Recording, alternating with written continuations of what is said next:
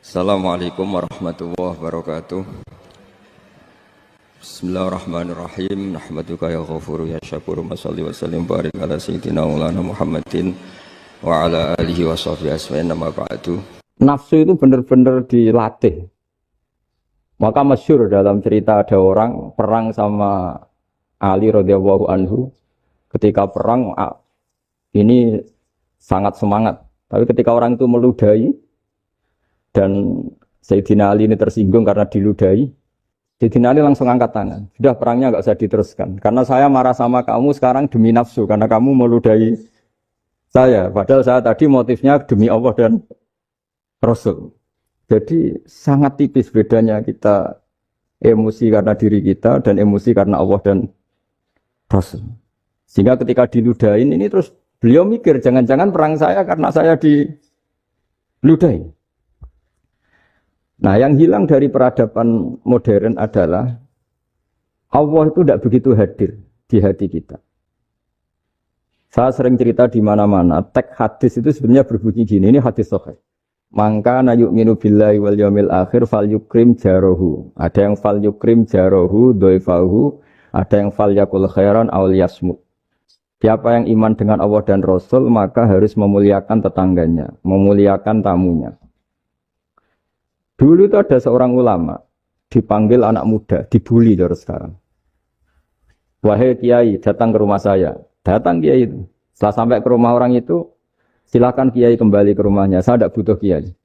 Kiai itu dengan riang kembali. Setelah di rumah dipanggil lagi. Pak Yai, silakan datang ke rumah saya. Datang lagi. Ya senyum-senyum kiainya santai. Wah, nggak jadi butuh Pak Yai, silakan kembali lagi. Sampai 3 kali. Oh, itu kalau rektor digitukan marah itu. Dosen marah. Kiainya santai.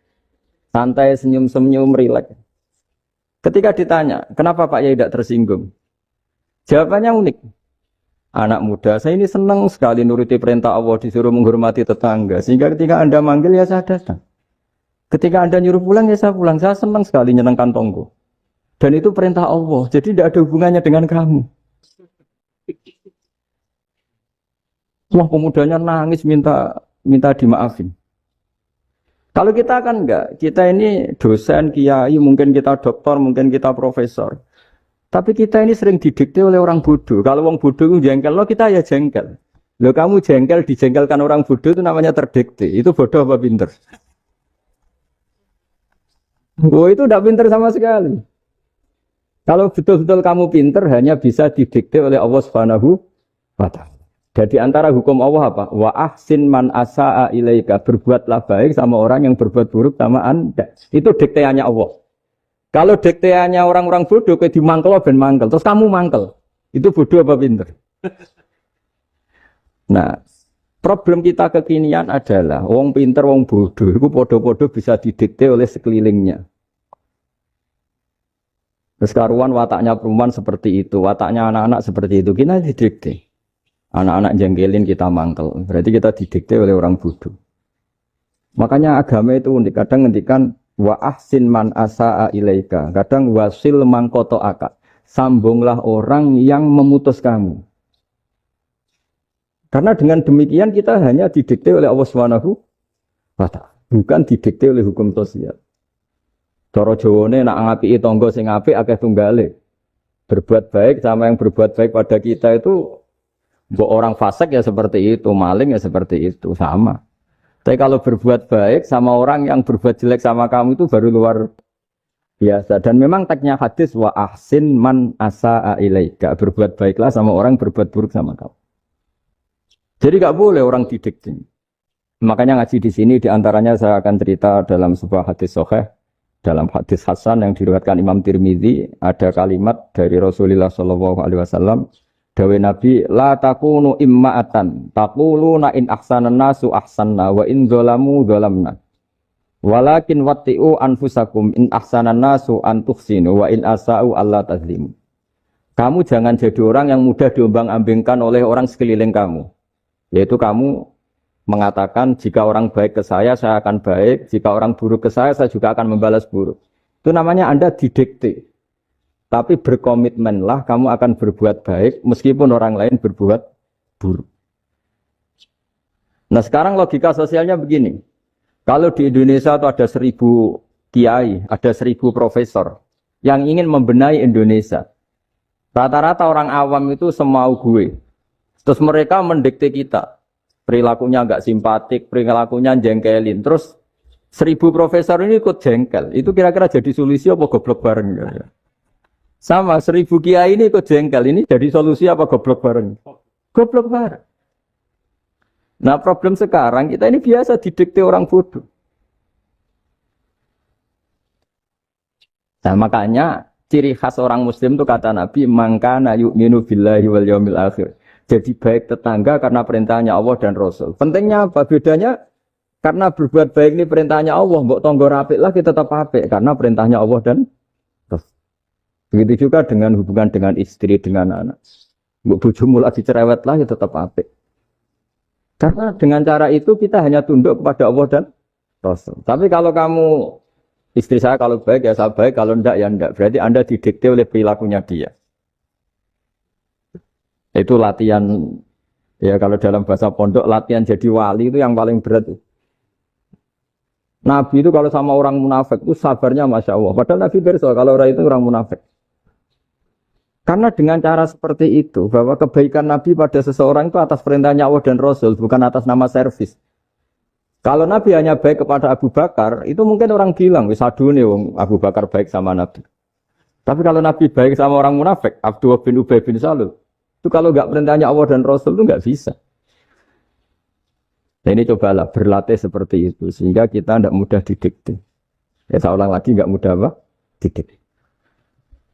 Ini ngaji itu harus objektif itu jujur. Jadi bisa saja korbannya ayah saya, bisa rektornya, bisa semuanya. Tapi korban dengan makna yang bagus. Karena di antara saran Al-Quran, Allah ngendikan kalau belajar atau mencari nasihat atau mencari kebaikan apa saja, itu diistilahkan walau ala anfusikum awil walidaini wal aqrabin, meskipun ketentuan itu merugikan kamu. Jadi ketentuan apapun yang merugikan kita harus tetap kaji meskipun itu tidak menguntungkan kita.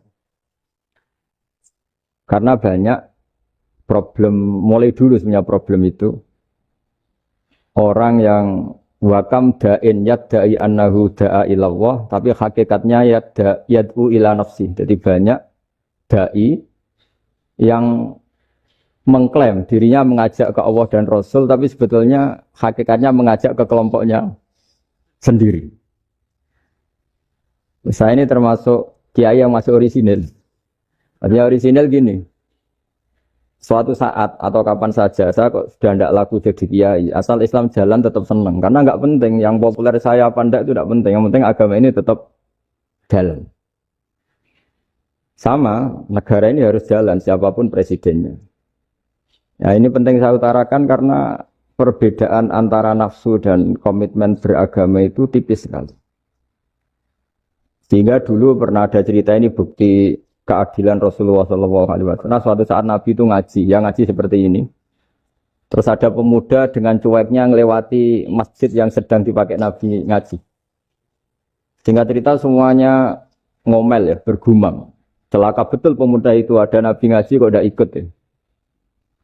Tapi Nabi secara besar hati ngendikan, ini ada di beberapa kitab di Fadhailul Kasbi, keutamaan kerja. Kata Nabi, pemuda itu mau mencangkul di lahannya. Jika dia mencari nafkah untuk keluarganya, untuk kebaikannya, maka itu bagian dari ajaranku. Jadi Nabi berbesar hati bahwa kerja seperti itu bagian dari ajarannya. Jadi tidak harus datang ke majelis ngaji. Dan bisa saja yang sedang hadir itu ya, orang yang hindari istrinya minta belanja, dari ngaji terus benar dituntut belanja kan gitu. Mungkin anak-anak UMM yang kesini daripada tengok-tengok yang Malang bosan jalan-jalan ke Rembang. Jadi nggak mesti benar juga niatnya gitu. Nah kemudian yang perlu dicatat, kenapa kita menjadi enjoy dengan Islam? Islam itu adalah agama yang tidak didikte oleh materi. Jadi kalau Anda ingin makan enak, mungkin kalau pikiran kebanyakan orang, anak-anak muda yang milenial, yang gaul, ingin makan enak ya makan yang disukai. Misalnya sate atau bakso Malang atau apa. Kalau orang-orang yang jadi wali gak gitu cara berpikir. Ini yang masih orisinil. Ditanya, ini dunia baru kesulitan makanan, baru resesi. Cara makan enak gimana? Jawabannya lucu. Ya gampang, idamuhu alju. Idam itu lauk. Kalau kamu ingin makan lauknya paling enak apa? Alju. Kamu harus lapar banget. Sampai kalau puasa itu melihat tempe itu wah luar biasa. Tapi kalau kamu nggak puasa, air putih itu nggak menantang. Tapi kalau puasa, tempe air putih itu menarik dan Anda tetap lahap. Apa? Karena lauk terbaik adalah alju, yaitu lapar. Lah tapi kita ini enggak, kita ini kayak orang bodoh. Kayak orang bodoh tadi, profesornya makan nyaman ya kalau sesuai selera. Nah itu kan sama dengan anak-anak ABG. Anak ABG itu makan lahap ya kalau yang disukai. Lalu bedanya apa ABG sama profesor? Kalau cara berpikir masih sama kan itu. Kiainya juga gitu. Kiai makan enak kalau yang disukai, kalau enggak ada. Lalu bedanya apa kiai sama orang awam? Orang awam juga gitu, makan lahap ya kalau yang disukai. Nah, ternyata perilaku kita ini yang pintar sama yang bodoh sama, Mas. Kalau kamu ingin berkasta lebih baik, itu cara makan enak itu apa? Idamuhu al-jur. Lauk terbaik adalah karena kita sangat lapar. Makanya masyhur dalam cerita-cerita tarikh sirah nabawiyah. Nabi diberi hadiah, beberapa hadiah. Di antaranya ada yang diterima, ada yang enggak. Termasuk yang dikembalikan itu dokter. Ada seorang raja memberi hadiah Nabi dokter Tobit. Itu sama Nabi dikembalikan. Karena dokter ini sudah lama kumpul Nabi itu enggak pernah sakit. Akhirnya dokter ini putus asa, ini enggak perlu diobatin. Ketika ditanya, kenapa ya Rasulullah engkau tidak pernah sakit? Karena kita ini kaum, kita ini komunitas masyarakat yang tidak akan makan kecuali lapar. Dan kalau sudah makan, berhenti sebelum kenyang. Jadi sederhana sekali pengobatan zaman itu. Sebagian besar penyakit itu pasti disebabkan kita ceroboh dalam hal makan. Sudah ngerti kalau durian masalah, kalau makan durian enggak kehitung gitu. Apalagi kalau gratisan itu tambah banyak. Gitu. Pola tidur juga gitu, kata Nabi. Dan kita tidak tidur kalau tidak sangat ngantuk. Nah, itu namanya orang-orang soleh yang sudah ada didikte materi. Kalau yang didikte materi kan bisa tidur nyenyak kalau kasurnya enak, AC gini-gini. Sebenarnya enggak, tidur enak itu ya kalau sangat ngantuk. Mbok di gudang, mbok di bis, kalau sangat ngantuk ya semuanya ya enak. Sama, mbok lapar, mbok hanya tempe, tapi kalau sangat lapar itu ya enak. Nah ini ilmu yang mulai hilang, ilmu-ilmu yang mulai hilang. Nah ini pentingnya ngaji ya. Jadi akhirnya ulama-ulama Indonesia itu dipakai rujukan. Jadi mulai Mbah Hasyim, Mbah Ahmad Dahlan sampai era buyut-buyut itu masih orang alim. Lama-lama yang di Indonesia ini orang-orang yang bodoh. Sehingga orang Jawa kalau ke sana dibully, ya Jawa tak kulul khaya. Orang Jawa itu penggaweannya itu makan ular. Karena belut itu kalau di kamus itu persis ular. Dulu itu kan kamus tidak full color. Gara-gara gak full color, gambar belut sama ular itu sama. Belut itu belut sama ular kalau nggak full color gambarnya sama apa enggak? Sama. Terus orang Jawa itu kan masih banyak yang makan bajing tupai. Bajing kalau digambar tidak full color sama dengan tikus. Gambar yang tidak warna. Hitam putih. Sehingga kita ini dibully pemakan tikus dan pemakan ular. Karena belut itu persis ular kalau digambar yang tidak full color. Sampai datang Syekhona Khalil, datang ulama. Ngarang kitab ya judulnya Al-Belut. Karena enggak terima bangsanya dinyek makan apa? Ular. Terus dikarang. Wal belut hayawanun bakhriyun, terus ya isu fi kadza wa kadza. Itu beda dengan al-hayyah. Itu diterangkan. Mulai disandri. Terus sistem hotel juga gitu. Sampai tanyakan dalam sejarah dulu orang Sedayu ada namanya Syekh Mukhtar. Syekh Mukhtar bukan bikin rumah besar yang siapapun orang Indonesia haji itu nempat di sana. Nah ini yang menginspirasi akhirnya ada hotel. Dulu Syekh Mukhtar hanya menyediakan untuk hujat-hujat Indonesia. Lama-lama jadi hotel. Cara ibadah juga gitu. Kita ini kan, saya ini punya bapak kiai, mbah kiai. Punya guru yang sangat alim, ya, seorang kiai Kiai Memun. Itu dulu kita pengkaji ilmu. Itu tidak pernah tahu bedanya NU dan Muhammadiyah. Karena dulu Mbah Darwis itu, Kiai Dahlan itu, dulu ngajinya bersama Mbah Hasim ketika di Indonesia yang ngaji Mbah Soleh Darat. Mbah Soleh Darat itu dulu ngajinya sama buyut saya ke-6, namanya Mbah Soleh Asnawi di Kudus. Mbah Soleh Darat itu dulu alim-alimnya orang Jawa ya Mbah Soleh Darat, Soleh bin Umar. Tempatnya di Semarang, tapi beliau itu sebenarnya orang Jepara yang dekat Kudus. Setelah di Mekah, Mbah Hasyim ini mondoknya, ya, mulazimnya ke Syekh Mahfud Termas. Tapi sesekali ke Syekh Khotib Minangkabau. Nah yang Mbah Ahmad Dahlan lebih sering ke Syekh Khotib Minangkabau, sesekali ke Mbah Mahfud. Singkat cerita, karena Syekh Khotib Minangkabau sudah modern, ya, terlibat organisasi dunia. Pas itu beliau pengagum Muhammad Abduh, pengagum Rasid Ridho. Sehingga bawaannya Mbah Dahlan itu lebih pergerakan, karena beliau lebih mengidolakan Syekh Khotib. Nah Syekh Khotib sendiri sebenarnya orang Minangkabau. Jadi beliau namanya Muhammad saja sebenarnya. Jadi menantunya orang Arab. Oh itu dicibir mertuanya ini, karena punya mantu orang Jawa, orang ndak Arab. Singkat cerita terus di mertuanya bilang gini, kamu jangan pernah bilang kalau orang Arab itu mansa kanal Arab, orang yang bertempat di Arab. Walakin mantakallama bi arabiyyin fasihin, tapi orang bisa ngomong Arab secara fasih. Singkat cerita, kalau kamu tidak percaya, nanti suatu saat menantu saya kalau Jumatan, tidak usah kamu kasih tahu, langsung suruh jadi khotib. Tidak usah kamu kasih tahu, sarannya tidak usah kamu kasih tahu. Kalau sekarang kan enggak. Kalau dosen mau jadi khotib kan mengumpulkan materi dulu. Lucunya di antara materinya itu dari TV. Makanya jadi ribet kan khutbah sekarang. Kalau musim corona ya akan ngomong corona, musim apa ngomong apa. Jadi lagi-lagi didikte oleh media. Sebenarnya kalau ngomong kan sesuai kebutuhan umat, ini obatnya apa. Tapi enggak sesuai trending topik, itu kan kayak anak-anak gaul. Ini dokter kok gitu kan aneh. Singkat cerita si khotib ini enggak dikasih tahu, Syekh Muhammad tadi enggak dikasih tahu, langsung disuruh khutbah. Fatakallama bikalamin fasihin. Dia ngomong fasih sekali. Bahkan ngalah-ngalahi fasihnya orang Arab asli. Semenjak itu beliau dapat gelar Al-Khotib, orang yang cakap berpidato berkhutbah. Ya terus dia Syekh Khotib Al-Minangkabau. Jadi orang Indonesia itu luar biasa. Dulu yang namanya orang Indonesia di Arab Saudi itu dihormati sekali. Karena yang ke sana itu pasti ulama. Sudah alim di Indonesia ke sana, termasuk Mbah Ahmad Dahlan. Mbah Hasyim dulu karena sama-sama muridnya Mbah Soleh Darat. Lama-lama yang ke sana itu TKI TKW itu ya mulai agak dibully. Dulu Syekh Nawawi di antara ijtihad yang dihormati itu beliau mengkritik nyuwun sewu orang yang kan orang biasanya normalnya kan muji orang mati syahid. Hebat orang mati syahid itu hebat gini. Oke, kita sepakat orang mati syahid itu hebat.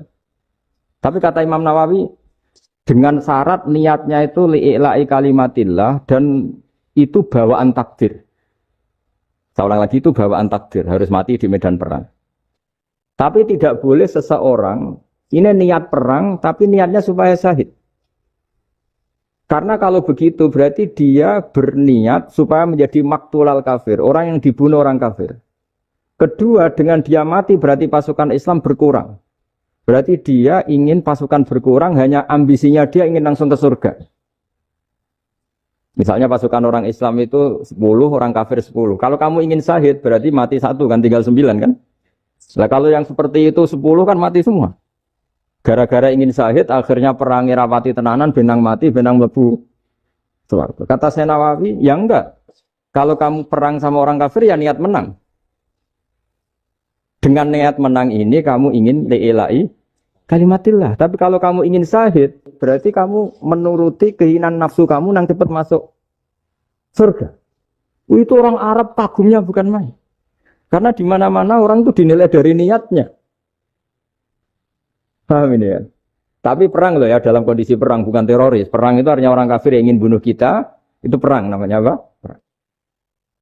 Dulu orang cerita syahid itu hanya pokoknya syahid itu hebat, pokoknya syahid itu hebat. Syahid di medan perang itu hebat, pokoknya syahid di medan perang hebat. Tapi ketika Syekh Nawawi memberi penjelasan ilmiah, jika kamu perang ingin cepat mati, ingin cepat syahid, artinya ini untuk pemenuhan diri kamu, karena kamu bayangkan langsung masuk surga. Kamu lupa bahwa dengan kamu dibunuh, kekuatan Islam berkurang. Akhirnya beliau memberi penjelasan. Syahid itu bagus, itu sebagai takdir. Hanya takdir itu kita perang yang ingin menang, tapi takdirnya mati. Jangan dibalik. Oleh perang rapati tenanan, benang mati, namun itu yang pertama, terus ulama yang pertama memberi penjelasan itu Syekh Nawawi. Akhirnya melahirkan kekaguman yang luar biasa dengan tafsir Munirnya itu. Terus beliau itu orang yang rileks kalau menjelaskan ilmu. Ini ya juga guru-gurunya Mbah Hasyim, Mbah Guru sama Mbah Hasyim, sama Mbah Ahmad Dahlan Syekh Nawawi. Jadi dulu yang alim di Arab itu ada Syekh Nawawi, ada Syekh Khotib Minangkabau, ada Syekh Bakir Jogja, ada Syekh Mahfud Termas. Itu orang Indonesia banyak sekali yang alim. Bahkan di antaranya yang dikagumi Al-Azhar itu juga orang Indonesia, nama Syekh Abdul Manan, itu mbahnya Syekh Mahfud Termas. Itu pertama ada duta besar Indonesia di Mesir, itu termasuk barokahnya Mbak Abdul Manan tadi, itu juga orang Indonesia. Jadi pemahaman ulama Indonesia itu khas, termasuk ketika memaknai apa? Syahid. Ketika memaknai apa? Syahid. Itu unik. Ketika Syekh Nawawi diuji dulu itu yang namanya ulama diuji dulu oleh 100 ulama. Jadi dulu ya ada kompetisi. Imam Bukhari diakui jadi ahli hadis itu diuji oleh mi'atu muhaddisin, 100 orang ahli hadis. Sanad dibolak-balik, matanya dibolak-balik. Tapi beliau tetap bisa mengembalikan proporsi sanad itu. Syekh Nawawi pernah diuji gini. Ayul afdol al-ulama awis salatin. Keren mana ulama sama raja atau sama orang-orang kaya, sama penguasa. Ya keren ulama. Dibully sama orang. Tapi setahu saya banyak ulama yang antri di rumahnya raja. Tapi saya tidak tahu melihat raja antri di rumahnya ulama.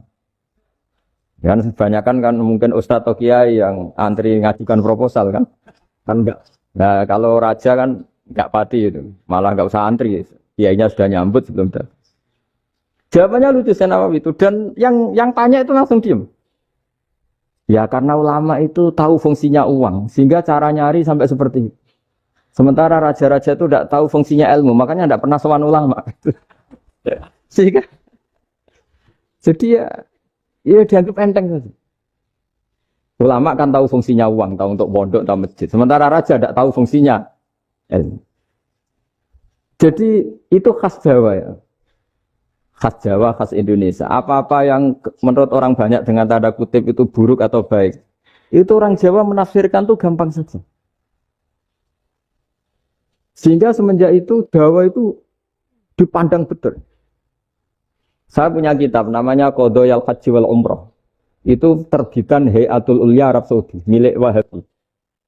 Itu diantara fatwa yang dipakai untuk solusi muskilatul haji, problem-problem haji kekinian. Itu fatwanya syekh-syekh yang dari Indonesia.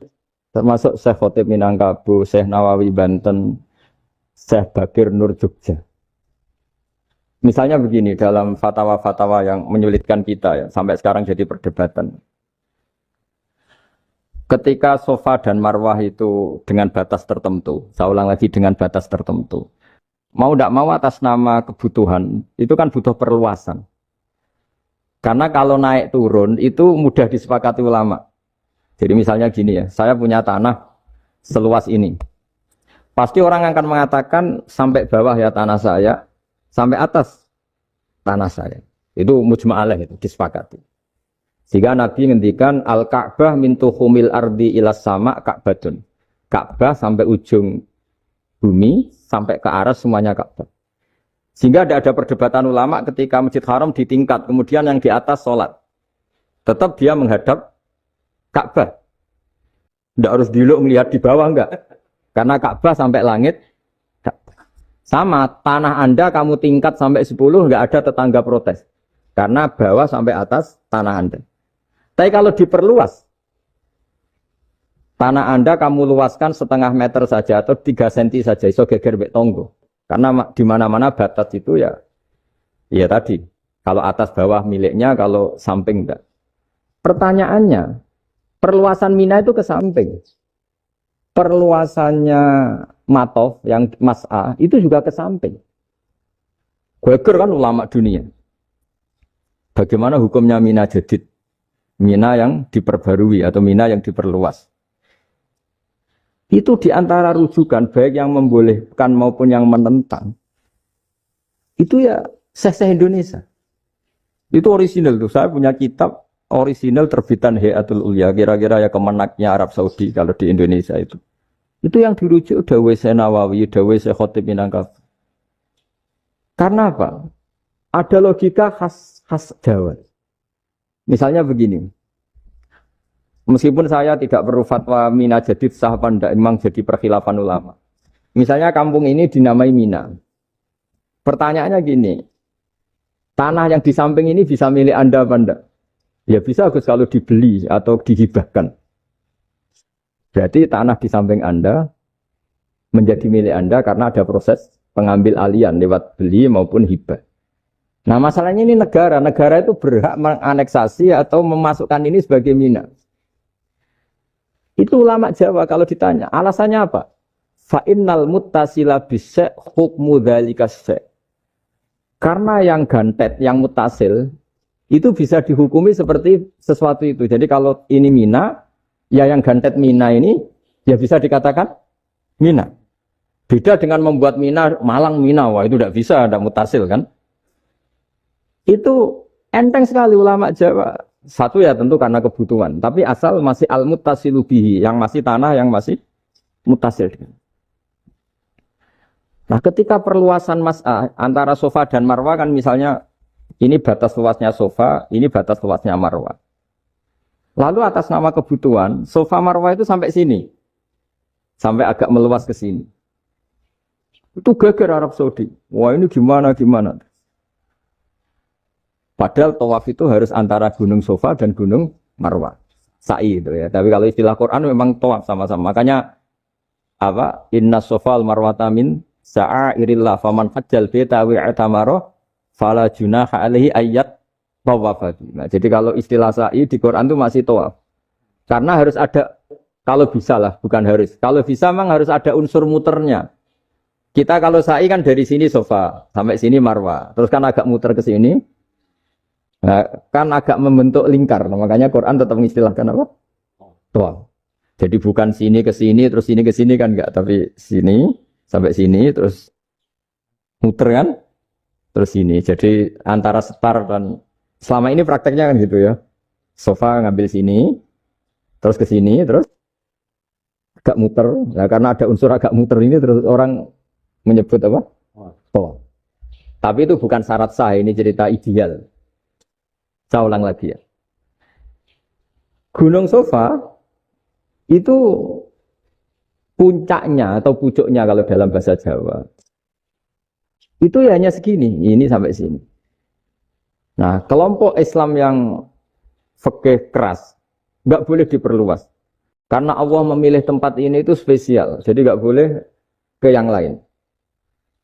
Tapi ketika kebutuhan mendesak, mau tidak mau harus diperluas. Itu jawabnya Kiai Jawa lucu. Gunung sing ketok iku sing dhuwure tok. Sikilane luwih ombo. Berarti karena kan gunung kan bentuknya gini. Nah, sofa yang kecil itu yang atasnya, tapi sikilannya sini kakinya lebih luas. Jadi boleh perluasan asal tidak melebihi kakinya. Ya dihitung ya lebih luas. Jadi Kiai Jawa itu kayak wong delok gunung Penanggungan, kayak gunung Arjuna. Di mana-mana puncak gunung itu lebih kecil timbang kakinya. Artinya diperluas ini bukan berarti tidak di sofa dan tidak di itu khas Kiai Jawa. Jadi jangan kira orang Jawa itu udah hebat sekali. Termasuk perkembangan hotel di Arab Saudi. Itu dulu sebelum ada hotel. Buyut saya kelima atau keenam dulu haji namanya Badur Rahman.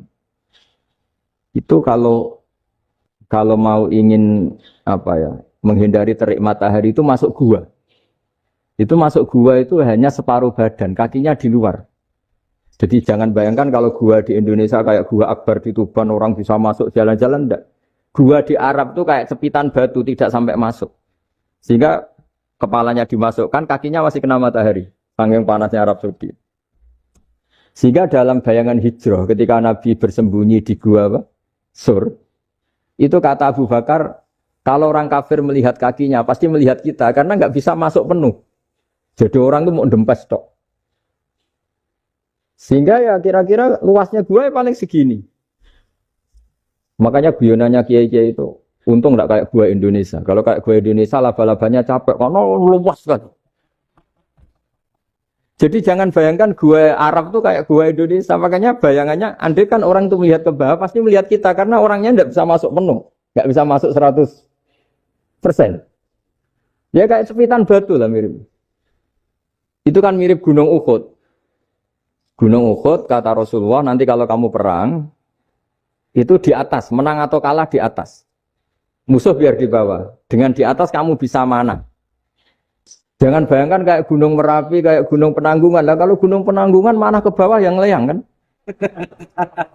Jadi gunung di Arab itu kayak bukit. Ya sampean pernah kan ke Uhud itu ya sama ini aja tinggi ini kan? Nah ini yang mulai ada miss. Makanya nerjemah itu susah di Indonesia. Karena jabal itu udah harus tinggi. Kalau tinggi nggak bisa mana dari atas ke bawah kan nggak ngefek kan. Sama kalau ke Uhud gunungnya pendek sekali sehingga yang mana dari atas ke bawah ya kalau kena musuh ya celaka karena memang dekat. Ya kalau gunung Indonesia mana dari atas ke bawah yang kelayang nggak ngefek. Nah itu susahnya nerjemah bahasa Arab ke kita. Jadi apa ya? Transkrip itu gak gampang karena ada pengertian yang beda. Kita kalau bilang gunung itu tinggi sekali. Sampai banyak mahasiswa tersesat ya saking tingginya. Kalau orang naik Uhud gak akan tersesat wong ketok dari bawah itu. Ndak mau saya mau cerita. Kata Mbah Mun sering cerita.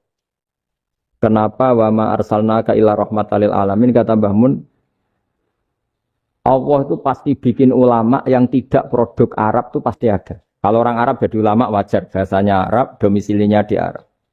Tapi Allah akan selalu bikin ulama yang tidak bangsa Arab. Imam Ghazali itu Tus itu Persia. Imam Bukhari itu kira-kira kalau sekarang ikut Uzbek. Ya, Imam Bukhari itu kalau negara sekarang ikut mana? Uzbek. Kenapa demikian kata Mbah Mun? Karena Allah sudah ngendikan wama arsalnaka illa kafatan linnas. Manusia semua ini kena khitabnya Islam. Kalau tidak ada ulama yang dari berbagai negara, kesannya Islam itu hanya milik orang Arab Saudi. Makanya Allah selalu bikin ulama-ulama yang bahkan tidak Arab. Termasuk Imamul Muhaddisin, yaitu Imam Bukhari, itu orang Uzbek. Orang Rusia lah kalau sekarang ikut Uni Soviet dulu. Imam Ghazali itu orang Persia. Syekh Nawawi itu orang Banten. Karena Allah ingin memaklumatkan bahwa Islam ini untuk semua. Sehingga orang yang tidak Arab pun bisa belajar Islam. Yang alimnya itu nggak kalah sama orang apa? Arab. Makanya ini PR ya. Kalau Gus Dah Ploso nanti ngendikan suatu saat orang belajar Islam itu bahkan orang Arab pun bisa belajar ke Indonesia. Kalau orang Indonesia bisa alim betul kayak dulu. Sekarang banyak liga antar ulama. Itu orang Indonesia pasti masuk. Ulama-ulama top dunia. Itu pasti orang Indonesia banyak yang masuk. Karena tadi, ketika orang Indonesia baca kitab, itu orang Arab itu kagum. Kok bisa ada bahasanya baca secara benar? Bukan sekadar bisa baca secara benar. Karena memang dilatih sedemikian rupa di pondok-pondok. Makanya kita semua lah, yang alim di Indonesia itu kemana-mana ya pasti alim. Dulu putra Mbah Mun namanya Gus Zofur itu tahun pertama ya sudah the best di tahun pertama. Kalau tahun pertama the best-nya ilmunya bawaan dari sarang, dari keluarganya. Gus Najim mondok di Said Muhammad tahun pertama sudah dipuji sebagai yang teralim karena ya sanggup. Kalau dipujinya tahun ketiga, tahun keempat kan mungkin dapat dari sana. Ini tahun pertama. Saya ulang lagi tahun. Karena pengajaran di Indonesia itu luar biasa di pondok-pondok. Makanya kalau dalam anekdot pondok itu cerita-cerita lucu itu. Ada orang Jakarta ngaji, setelah di kelas itu pelengahan terus melihat jendela, lihat pintu terus lama-lama gurunya marah. Kamu diajarin kok ndak punya sopan, melihat pintu terus gak memperhatikan guru ya. Anak Betawinya jamnya lucu. Habis Pak Guru bohong. Kenapa ya? Kamu Pak Guru bilang Ja'a Zaidun, Zaid datang. Tak lihat gak ada yang datang. Setelah itu contoh nasab kan ro'a itu Zaidan. Saya melihat Zaid. Saya gak melihat Zaid. Contoh ketiga yang jar kan maror tuh Zaidin. Saya berjalan ketemu Zaid. Pak Guru diam di situ gak jalan-jalan. Jadi saking detailnya Indonesia dia jari. Kalau rofa Ja'a Zaidun. Kalau nasab ro'a itu Zaidan. Kalau jar maror tuh Zaidin. Nah si murid Betawi ini karena pertama sekolah, ngiranya gurunya itu cerita, Zaid datang. Makanya dia ngelihat pintu terus, mana katanya datang kok enggak datang-datang. Nah dengan latihan seperti itu, kemungkinan orang Indonesia salah itu kecil, karena memang dilatih betul. Saya ulang lagi, karena memang dilatih betul. Sehingga ketika orang Indonesia ini yang cerita seorang wartawan, ini kisah nyata. Kali ini tidak anekdot, kisah nyata. Ada wartawan internasional ngeliput Ramlah. Ramlah itu di Gaza, di Palestina. Wartawan Indonesia ini hanya bisa bahasa Inggris. Dijak ngomong bahasa Arab. Terus dia bilang saya tidak bisa. Saya tidak bisa. Saya bisanya ngomong Inggris. Tapi apa yang terjadi setelah sholat? Si Indonesia ini jadi imam pakai sholat jariah lagi. Baca bismillah benar, bismillah hijar karena mudhof ilaih. Terus ketika iktidal ya benar, Rabbana lakal hamdu mil'u samawati wa mil'ul ardi benar. Ketika tahiyat ya benar, at-tahiyatul mubarakatuh sholawat. Sama orang Arab ini diagumi. Orang Arab kalau senang orang itu dicium. Kamu tawaduk, sebenarnya kamu itu ahli bahasa Arab. Karena orang Indonesia sekali sholat itu nggak ada yang salah. Meskipun benarnya karena hafalan, tapi bagi yang ahli nahwu itu hebat. Misalnya kita kalau ngapalkan kan bismillahi, bismijar karena ba, Allah hijar karena mudhof ilaih, ar-Rahman hijar karena sifat, ar-Rahim karena sifat. Alhamdu rofa karena mubtada, lillahi jar karena ada huruf jarli, Robbi jar karena sifat. Sebetulnya tidak karena pinter, tapi karena hafalan. Tapi orang Indonesia hebatnya itu benar terus. Rabbana lakal hamdu. Ya kan, alhamdu rofa, terus mil'u samawati ya rofa karena sifat. Sehingga terus orang Indonesia kalau sholat di Timur Tengah itu dipuji. Karena makhrajnya ya benar, rofa nasabnya juga benar. Nah itu di negara lain tidak ada yang kayak Indonesia. Orang Cina itu sering bikin marah orang-orang Arab. Karena kalau dongo itu nggak fasih kayak orang Indonesia. Orang Indonesia kalau dongo ya Allahumma tohir qalbi. Orang Cina ini yang jadi guyon di Arab. Allahumma tahir kalbi. Itu kan bedanya aja loh. Itu orang Arab pertama membiarin. Lama-lama kalbun entak gitu. Maksudnya asu-asumu gitu. Karena dia bilangnya qaf itu kaf. Jadi kalau Allahumma Allah tohir, kalau aturi nyucekno panjenengan kalbi ing asu ingsun kan. Tapi kalau kalbi itu ati ingsun, tapi kalau kalbi anjing ingsun. Bedanya qaf sama kaf. Ada orang-orang kalbun entak. Asu-asumu. Maksudnya kan. Tapi padahal orang Cina itu bareng dilihat tagnya ya pakai qaf. Orang Indonesia enggak, mulai kecil dilatih, sak fase-fase.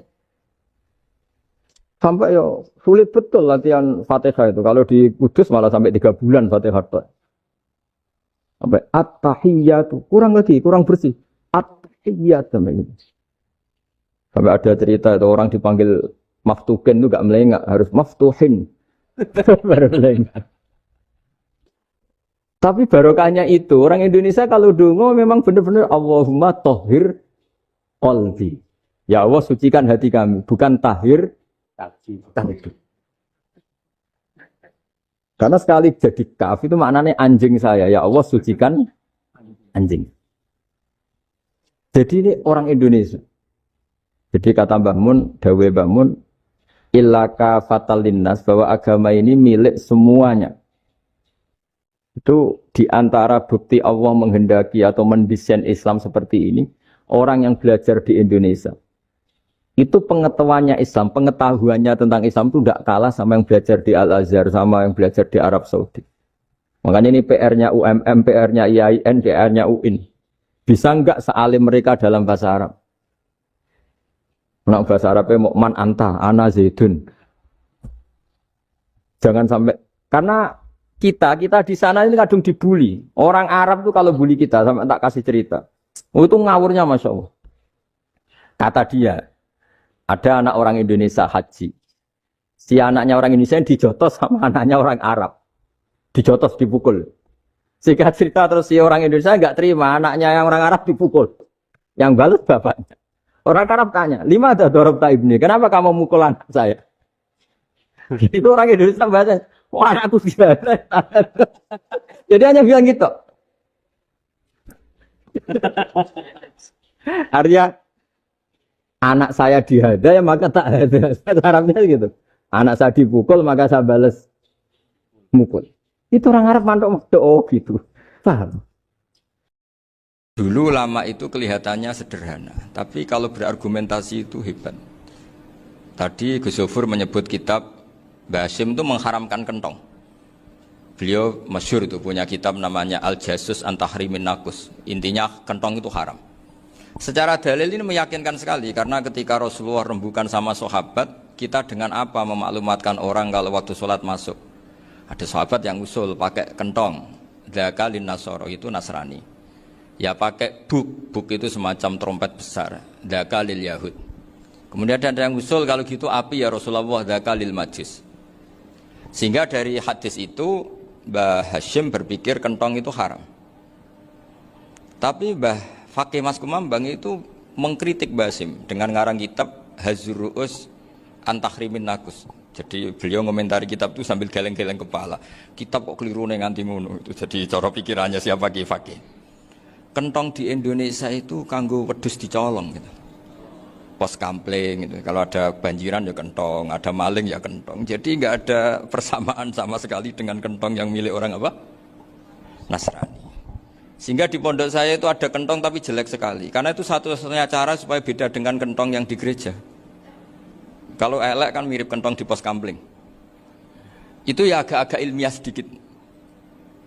Dulu ceritanya Gus Zofur itu saya teruskan. Itu singkat cerita, itu kalau yang di kejadian di Termas itu Mbah Dimyati sudah nyuruh semua kentong disembunyikan karena mau ada Mbah Hasyim.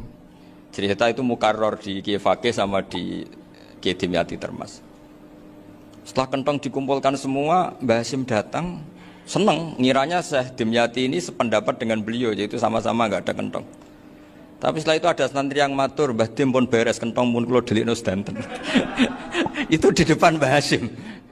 Jadi GR-nya Mbah Hasyim bahwa Mbah Dim itu sependapat akhirnya hilang. Ternyata ini akal-akalan toh gitu. Karena santrinya matur, Mbah Dim pun beres sedanten kentong beduk sudah disembut singkirkan. Itu di depan Mbah Hasyim. Saking lugunya santri, nah saking ikhlasnya agak ngerti mahalus syahid ini adalah Mbah Hasyim. Saya mau meneruskan cerita Gus Zofur. Dulu, ini cerita dulu. Dulu Mbah Mun ngaji di Lirboyo, tapi Kiai Makhrus ngaji sama Kiai Khalil Harun. Kiai Khalil Harun itu adik juga sekaligus muridnya Mbah Umar Harun.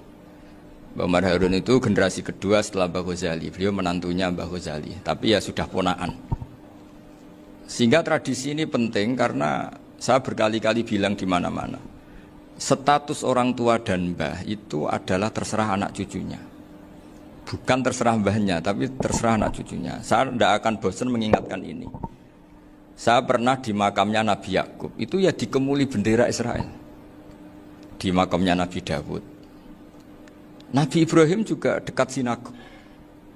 Sehingga Quran membela Nabi Ibrahim disebut maka anak Ibrahimu Yahudiyya wala Nasraniyya. Karena ketika beliau berposisi di Israel, kemudian penguasanya adalah Yahudi, bisa saja makam ini ditulisi dan distatuskan ala Yahudi. Ya seperti Nabi Yakub. Nabi Yakub itu nabi yang kita yakin tentu berkeyakinan beliau orang baik, orang muslim, orang mukmin, tapi karena di desain mereka ya dikemuli bendera Israel dan disebut Abul Yahud, karena kita tahu nama lain dari anaknya Nabi Yakub adalah Yahuda bin Yakub bin Ishak bin Ibrahim. Sehingga perasaannya orang Yahudi menjadi Yahudi itu yang ngikuti mbah-mbahnya. Nah, khawatir saya ketika buyut-buyut kita kaya. Buyut saya itu orang kaya dulu, namanya Badur Rahman. Itu kaya sekali, tanahnya banyak. Dulu cerita Mbah Hashim ya kaya sekali. Mbah Maksum juga kaya. Mbah Abdul Aziz juga kaya. Karena dulu itu inginnya kiai itu yo ketok sugih lah, gak ngel-ngelo santri. Tapi nanti kalau cucu-cucunya sudah ndak alim, itu ndak dianggap punya tanah itu karena untuk fasilitas santri. Aku tak kedonyan, mbah-mbahku ya kedonyan. Buktinya tanah yombo. Karena dia akan menafsiri sesuai cara berpikir. Makanya sanad keilmuan yang diceritakan Gus Zofir itu harus diulang-ulang. Kalau nggak diulang-ulang, maka kita akan berpikir sendiri untuk menafsirkan masyayikhon al-kiram atau ajdadan al-kiram. Nah, ini yang bahaya, yang sering Quran mengingatkan. Jadi ada status yang disematkan oleh anak cucu kayak orang Yahuda tadi, Yahuda bin Yakub bin Ishak bin Ibrahim, itu menstatuskan mbah-mbahnya yang bernama Ibrahim itu Yahudi. Sampai Quran sendiri yang bela makana Ibrahimu Yahudiyya wala Nasraniyya. Karena secara geografis sekarang Ibrahim di Israel dan otoritas itu juga milik mereka, sehingga mereka bisa masang-masang atribut yang menunjukkan kalau itu Yahudi. Beberapa al-alim al-alamah yang minna itu sudah wafat dan kadang-kadang zuriyahnya itu tidak kita. Kalau sekarang orang bahasakan kubu sebelah. Akhirnya ya nggak boleh dikholi, nggak boleh diziarah. Terus seakan-akan yaktaduna bi ra'yi, seakan-akan mereka berpendapat dengan pendapat syekh ini, padahal enggak. Nah, sehingga tradisi ketersambungan sanad tadi, baik secara genetik atau secara asbab, itu harus terjaga. Saya beberapa kali banyaklah sering diceritain Mbah Mun. Dulu Mbah Munawir ini cerita ya, Mbah Munawir itu hak saking senenge kitab, ben santri ini so ngaji kitab. Itu kalau ada alumni Lirboyo, alim disuruh baca muin di sini itu Mbah Munawir ikut.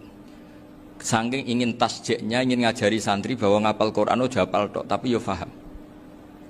Dan penggalinya Mbah Munawir itu sampai klimaknya dulu Mbah Zaini itu nate nikah sama Nyai Komariah kalau nggak salah, binti Karim, binti Manap. Punya putra Gus Habib, Gus Toha yang diantara putrinya dinikahi Gus Rosin ini. Terus akhirnya kesampaian juga ketika Mbah Munawir punya mantu alim alama namanya Mbah Ali Maksum, angsal Nyai Hasyimah. Sampai pondok Kramjak makruf bil ilmi, terutama ilmu sorof dulu karena Mbah Maksum itu komplain, fa'ala ya fulu kok terus fa'lan ya, fa'ala ya fulu ya uf'ul gitu kan, masuk fi'il kok jejer isim gitu. Jadi dulu kata Mbah Mun itu ada persaingan ilmu sorof, sorofnya Mbah Maksum Ali Kuaron sama Mbah Ali Maksum Jogja. Jadi wali antok, yang satu Maksum Ali Kuaron, yang satu Ali Maksum. Ya itu dulu saingan ngarang sorof. Nah ini yang menang siapa? Ya terserah duriannya. Kalau duriannya keren ya menang karena terserah yang kampanye. Saya bayangkan adekan Mbah Zubair tidak punya anak sealim Mbah Mun, mungkin kalau Mbah Zubair juga tidak sewow kalau punya putra Mbah Mun. Karena saya berkali-kali bilang kalau dalam syair Arab itu kama takarroma, kadang dilafatkan kama tasyarrofa bi Muhammadin adnanu. Orang berpikir Adnan itu siapa? Itu karena ada Nabi Muhammad SAW. Orang mencari-cari Mbah Mun itu mencari Mbah Zubair karena ada Mbah Mun. Orang mencari Mbah Dahlan karena ada Mbah Zubair. Wong kok alime ngono iku bapake sapa? Wong kok alime ngono iku putune sapa? Tapi kalau kita ini sudah ndak alim, ini orang sudah nggak tertarik nyari-nyari leluhurnya karena dianggap selesai. Jadi yang dengan tanda kutip yang menghabisi mbah-mbahnya itu ya mesti cucunya. Ini mau ngamuk, mau peringatan, tapi ini juga peringatan pada diri saya sendiri. Jadi sehingga zuriyah ini penting. Kenapa para nabi mesti donga zuriyatan thayyibah? Kenapa selalu berpikir tentang zuriyah? Wa ja'alaha kalimatam baqiyatan fi aqibi. Karena zuriyah ini yang nanti bisa menstatuskan leluhurnya. Seperti tadi cerita Mas Maftuh, ini tak puji betul, saya hari ini tidak ingin gojlok supaya kewalian saya tidak tergerus oleh kedoliman. Saya pernah diceritain Gus Zofur, juga sering baca buku tentang Mbah Maksum. Dulu Mbah Maksum kalau wasiat kembali ya gitu, kamu harus NU dan harus mempertahankan NU, tapi tidak dengan cara membenci Muhammadiyah. Dulu Mbah Mun juga sering cerita, dulu Mbah Hasyim itu ngaji Syekh Mahfud.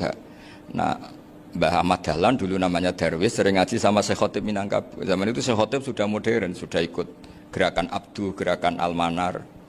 Sehingga bawaannya Mbah Ahmad Dahlan ini agak agresif. Yang Mbah Hasyim karena hanya mulazim di Syekh Mahfud, hanya sesekali ngaji Syekh Khotib, beliau lebih seperti itu. Dan dua beliau ini sama-sama pernah ngaji Mbah Soleh Darat di Semarang, Mbah Hasyim sama Mbah Ahmad Dahlan yang dulu namanya Darwis. Jadi ini masih min muskatin wahidah mimam bain wahid. Sehingga kita tidak kaget ketika Mbah Ali Maksum mengomentari Muhammadiyah itu masih ahli sunnah wal jamaah. Makanya nanti terakhir saya baca kitabnya Mbah Ali dan sering saya pelajari. Andai kan kita ini sepakat dengan ilmu, ya kita tahulah. Kalau Abu Hanifah itu tidak kunut, Imam Syafi'i kunut, berarti kunut itu mazhabnya Abu Hanifah, bukan mazhabnya Mbah Ahmad Dahlan. Apa tidak kunut itu mazhabnya Abu Hanifah, bukan mazhabnya Mbah Ahmad Dahlan. Kita kunut itu mazhabnya Imam Syafi'i, bukan mazhabnya Mbah Hasyim. Ini semuanya masih dalam bingkai ilmu. Adzan qabla subhi juga riwayatnya jelas. Tidak adzan ya sudah perilaku kita sudah jelas. Dulu Mbah Mun sering didik kita gitu. Saya sering dengar cerita kalau dulu Pak Arif Fakhruddin begitu hormat sama Mbah Ali, apalagi zuriyahnya Mbah Azhar Basir, karena beliau dulu ngaji di Termas. Dulu itu nggak ada masalah karena semuanya dianalisis pakai ilmu. Tapi sekarang pakai identitas, yang kunut itu NU, yang nggak kunut Muhammadiyah. Berarti Abu Hanifah itu Muhammadiyah, Imam Syafi'i itu NU. Berarti Imam Syafi'i itu ya anak buahnya Ki Miftahul Ahyar kira-kira gitu karena anak buahnya Pak Said Akil. Kan terus jadi repot. Dulu kita ini pengagum ilmu, bukan pengagum perbedaan. Sehingga di sini yang saya kagum dari sekian ceritanya Mbah Ali Maksum, supaya kitab ini to the point, supaya nggak lama-lama karena waktunya juga. Nanti kalau kemalaman ini kena semprit ini sudah. Ini diantara yang diceritakan Bali itu unik. Imam Syafi'i itu sering tawassul, sering wasilah sama siapa itu? Abu Hanifah. Ini sudah tak petakan, saya baca yang sensitif lah, so yang ini ya. Ziyar al-Babus Samin, terus sebentar ini yang bab tawassul.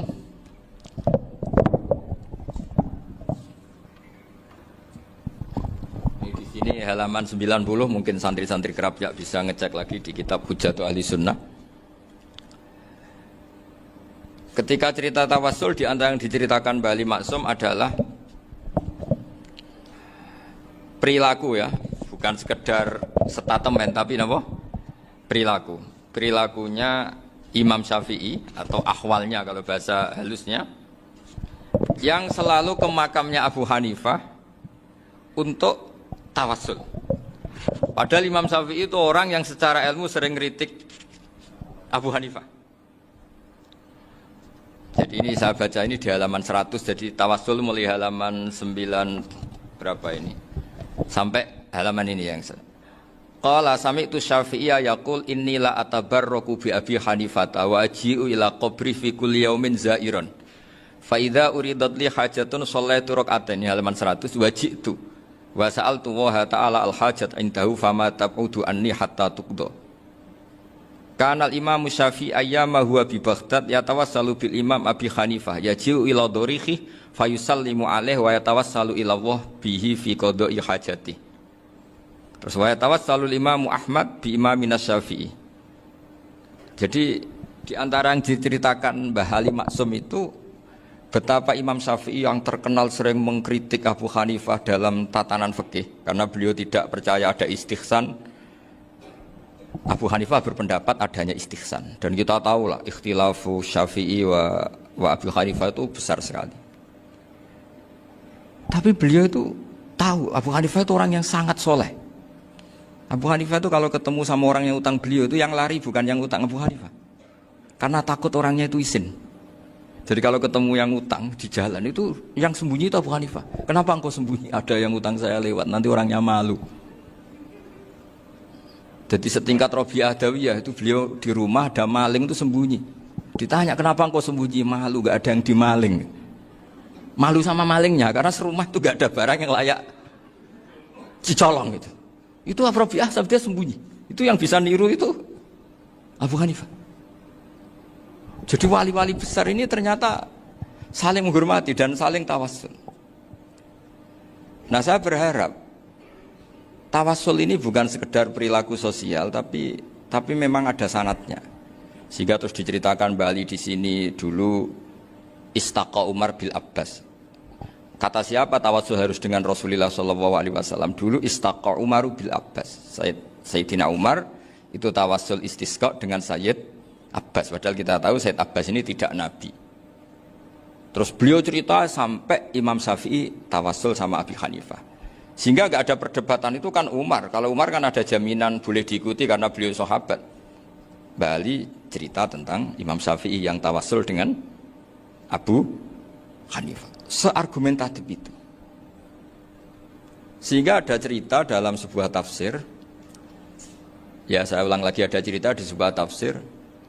Kenapa Nabi Musa ditanya Allah, wa matilka biyaminika ya Musa?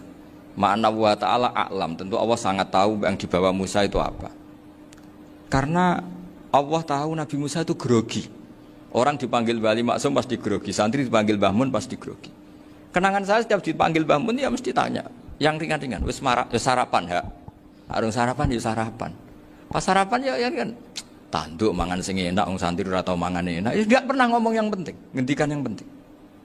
Nah, karena Nabi Musa ini grogi, ini sebagian tafsir. Itu ditanya yang ringan, "Sake iku nggawa apa?"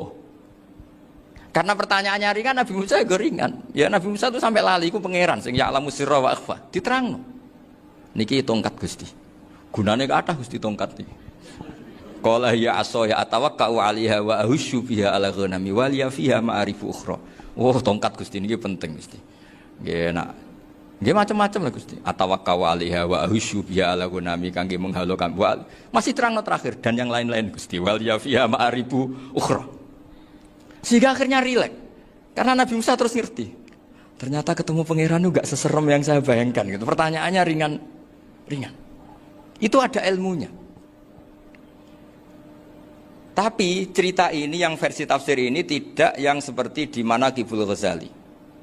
Di beberapa kitab tentang Manaqibul Ghazali diceritakan di alam roh Nabi Muhammad SAW itu yubahi bi ummati. Saking yubahinya sampai ngendikan ulama ummati ka anbiya'i Bani Israel.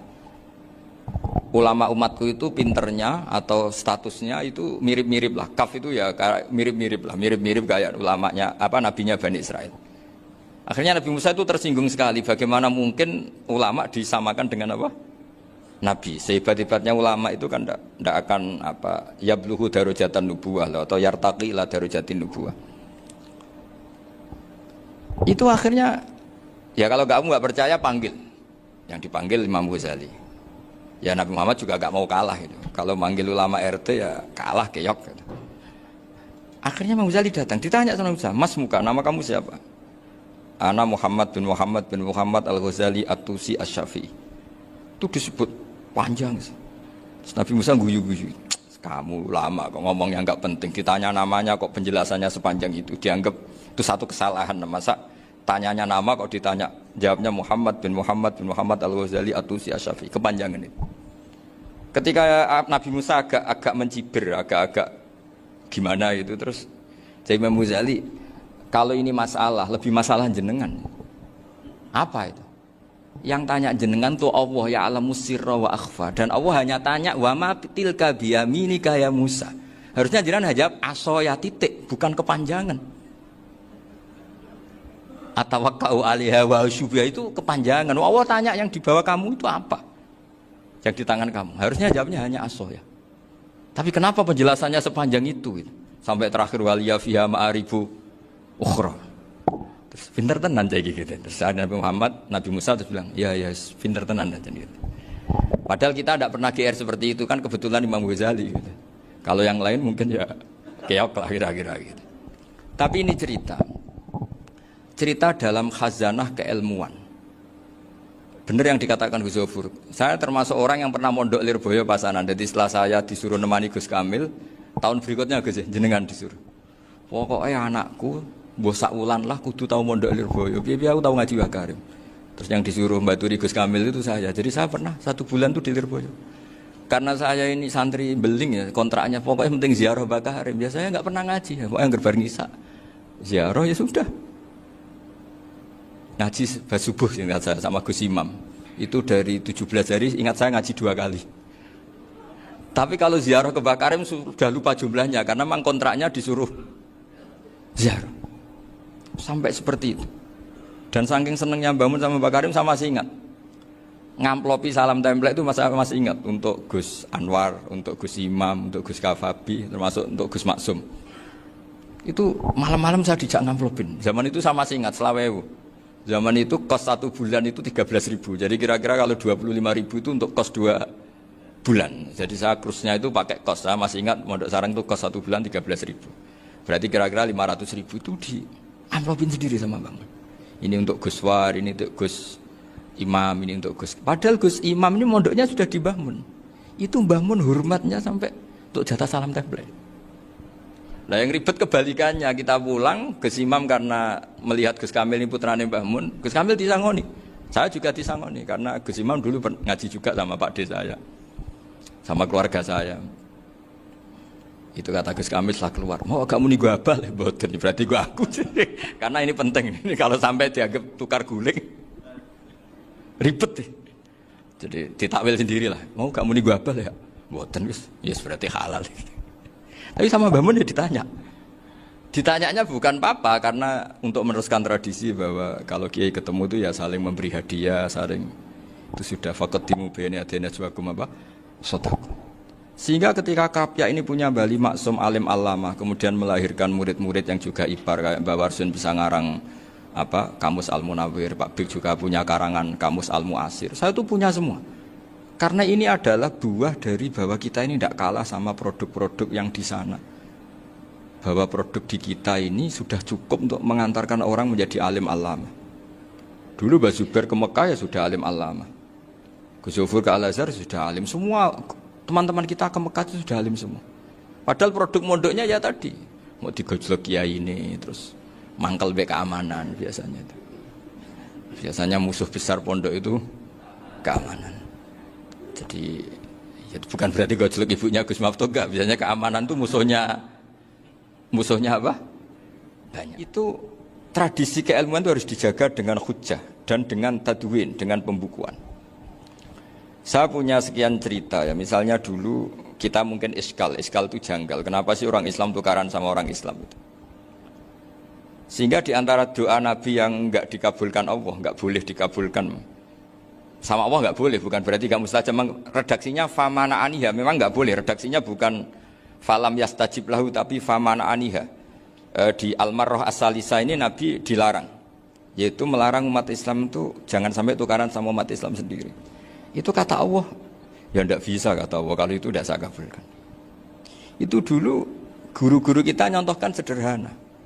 Kira-kira kalau saya tukaran wek Gus Zofuru, Mbah Mun luwih ikhlas dibanding ditukari wong liya. Nak no kakak ditabuk adik, wong tua lewat ikhlas timbang ditabuk tonggo. Barokahnya membaca kita lebih mentoleransi. Kalau ada Mbah Hashim dikritik Mbah Fakih Mas Kumambang, kita ikhlas itu. Tidak dikritik guru PAUD, itu kan? Atau dikritik orang-orang nggak bisa ngaji. Artinya ternyata keliru kita bilang kiai kok tukaran. Justru bagus kiai tukaran timbang kiai dikritik guru PAUD atau dikritik orang-orang yang nggak bisa baca kitab. Akhirnya barokahnya baca kita menjadi tahu. Dulu Mbah Mun sering cerita, ini masih cerita silsilah ya. Jadi Mbah Ali Maksum tadi kita tahu di antara guru besarnya Mbah Ali Maksum tentu Mbah Mahfud Termas. Beliau adalah adik dari Kiai Mahfud Termas. Mbah Dimyati ini adik Kiai Mahfud Termas. Itu punya saudara namanya Abdur Razak, juga punya saudara namanya Dahlan. Itu yang membawa Thariqah Syadiliyah di Solo Raya, yang sekarang alhamdulillah diteruskan Gus Wafi. Dulu di antara pesannya Mbah Mun ke saya, hak wafi kandani kon ziarah ning Mbah Dimyati. Mergo Thariqah Sadiliyah dulu itu yang bawa keluarganya Mbah Dimyati. Jadi semuanya ini masih dzurriyyatan ba'duha min ba'd. Nah, pesan saya karena tadi Mbah Munawwir yang termasuk orang pertama yang bawa Quran, bawa qiraah sab'ah. Kenapa saya bilang termasuk? Karena kalau bilang paling pertama ini nanti butuh data. Dan itu agak kerepotan, tapi yang jelas mimman istahara lah. Mimman istahara yang membawa sab'ah ke sini itu adalah Mbah Munawwir. Terus beliau ngajarkan diantaranya ke Mbak Arwani pakai kitab Satibi, pakai kitab Nazmus Satibi.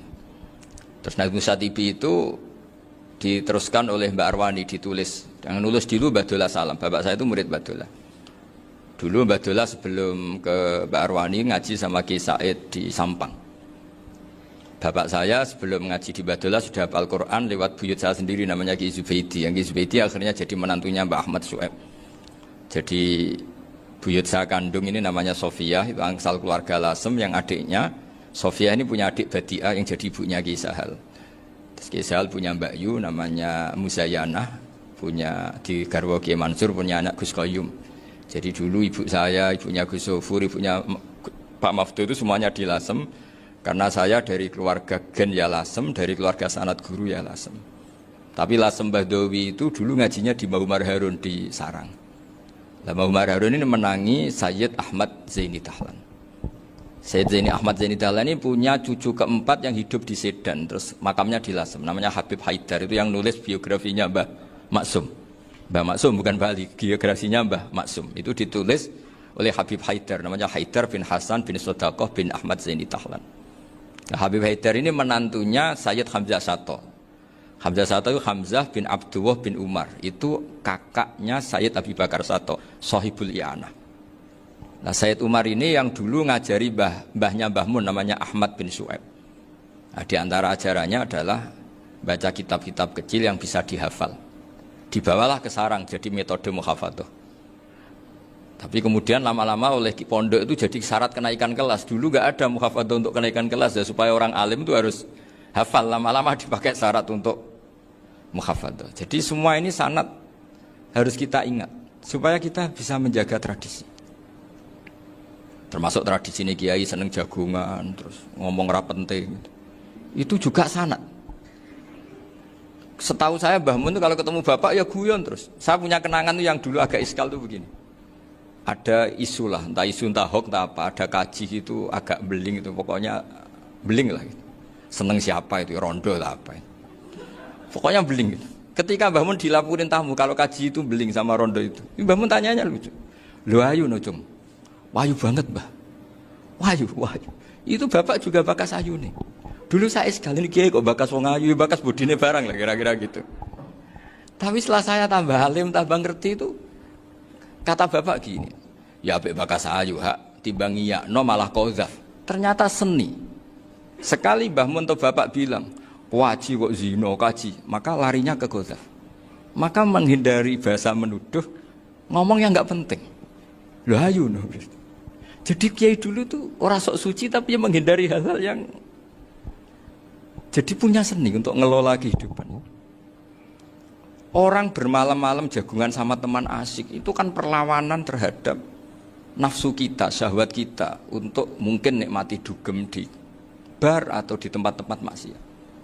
Itu setan di Indonesia tuh kakuati sama Ki Jawa. Orang supaya tidak tertarik maksiat itu Ki Jawa cukup ketemu kancane masak terong guyon, gejol-gejolokan zaman mondok, suwengi lulus sangka maksiat. Bar wis tutup. Perlawanannya sederhana, nggak pakai tahajud, nggak pakai wiridan, karena Ki Jawa juga koyoknya rapati potongan ahli ibadah gitu, itu jagungan. Gitu.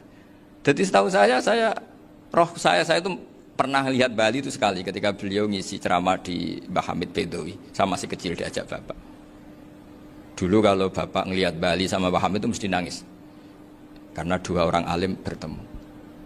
Yang akhirnya ya bisanan itu Mbah Hamid punya anak Gus Nasih, di sini ada Mbah Nafisa, terus jadi Mbak Salih Hindun itu.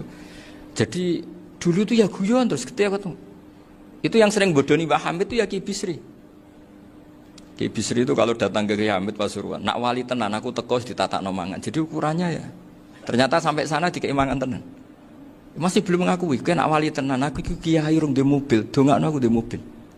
Sudah kalah satu seri itu masih gak terima. Lalu itu Mbah Hamid akhirnya berdoa, ayo monggo, mugi-mugi Ki Bisri gak ada mobil. Itu setelah didoain masih tanya, mereknya apa merek? Jadi itu Mbah Hamid jawab, ya paling Holden itu, paling Holden. Itu nyari mobil itu ya adalah dapatnya Holden. Suatu saat Mbah Bisri diundang Mbah Hamid gak dikasih bisyarah, karena Utangnya sudah banyak Mbah Hamid, Mbah Bisri ini utang tadi, utang doa tadi. Itu ya gak dikasih besar ya gak mau kesang apa-apa kelambimu kayak aku. Didol sama muhibbinya Mbah Hamid, itu harganya melebihi jatah bisaroh. Ketemu Mbah Hamid, Kang, susu Kang, mergo. Jadi dulu itu rileks, makanya ini yang diceritakan Gus Zofur. Sebetulnya kalau kiai-kiai itu bersanad itu ya rileks, hidupnya itu rileks. Karena rileks ini perlawanan terhadap kemungkaran. Saya dulu musyawarah sering sama Gus Zofur usul fikih. Itu jelas di antara yang ditulis Lubil Usul itu. Ya kita tahu tadi misalnya sanad usul fikih, Mbah Ber itu sangat al-usuli, Kiai Zubair Dahlan, abahnya Mbah Mun. Punya murid di antaranya Kiai Sahal. Kiai Sahal punya karangan Thariqatul Husul fi Syarhi Lubil Usul. Itu Thariqatul Husul itu beliau ngendikan dalam mukaddimah bahwa saya bisa mensarai ini berdasar ngaji maknani sama Mbah Zubair. Terus beliau mengutip sarah itu dari kitab Nailul Ma'mul. Beliau ngendikan binus khotin khotiyah ghairi matbu'ah. Dan itu ditemukan di Kiai Mansur di Lasem, karena Kiai Mansur iparnya Mbah Sahal. Mansur bin Khalil itu diantara katibnya Syekh Mahfud. Jadi semuanya ini sambung. Mbah Ber saking ahli usul fikihnya, kalau ngajar usul fikih itu kalau guyon takriran saya ini lebih memahamkan ketimbang sarah. Ya sudah, terus Mbah Zubair Kiai Fakih, terus Syekh Mahfud. Di sini Syekh Mahfud termasuk orang yang dekat Mbah Munawir, sampai putrane Mbah Mahfud namanya Gus Muhammad dibawa Mbah Munawir, kemudian mondok di Termas diantaranya, terus dinikah jadi menantunya kalau nggak salah Haji Taslim di Betengan, kemudian sekarang juriannya Mbah Mahfud di Betengan. Ini nggak boleh hilang secara seperti itu. Diantara di usul fikih diterangkan, ketika diantara 5 hukum itu ada yang bernama mubah. Mubah itu boleh dilakukan, boleh ditinggalkan, dan kalau dilakukan ya tidak berpahala, tidak disiksa. Itu ada ulama yang protes nggak bisa seperti itu. Itsma min mubahin ila wa tahaqqaqu bihi tarku haramimma. Fa'il zamu minas sukun tarkul qatli wa minas sukut tarkul qadaf. Tidak bisa, mubah itu tidak ada. Kalau kiai jagungan semalaman, itu Allah ngitungnya itu hada taroka dugem, wahada taroka delok dangdut, wahada taroka kada wa kada. Oh, itu luar biasa. Dan kita ngikuti yang seperti itu saja. Gak usah tahajud, gak usah witir telulas kaya ora kuat timbang gremeng wis. Sewengi jagungan, setan ngenteni kita tergoda maksiat, ternyata maksiatnya sampai tutup, kiainya masih apa? Jagungan. Jadi jagungan saja ada ilmunya bahwa itu perlawanan terhadap tarkul ma'asi. Sehingga bagaimana Anda katakan mubah ini mubah, toh gunanya adalah tarkul haram.